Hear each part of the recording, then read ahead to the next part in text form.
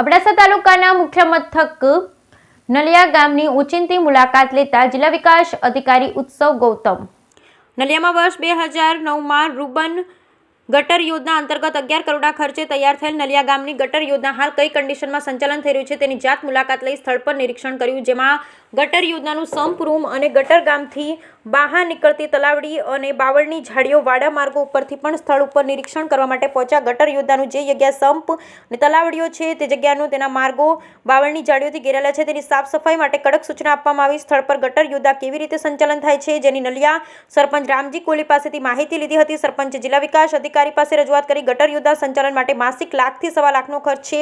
તદ ઉપરાંત નલિયા ગામની પાણી યોજના ગ્રામ પંચાયત કરે છે. તાજેતરમાં પાણીની મોટરો ખરાબ થઈ ગયેલ છે જેના કારણે પાણી વિતરણ ઉપર અસર પડે છે. તદુપરાંત નલિયા ગ્રામ પંચાયતમાં કાયમી કોઈ તલાટી નથી, જેને કારણે વિકાસના કામો સાથે તાલુકાભરમાંથી આવતા જન્મ મરણના દાખલા કઢાવવામાં આવતા અરજદારો પરેશાની ભોગવી રહ્યા છે.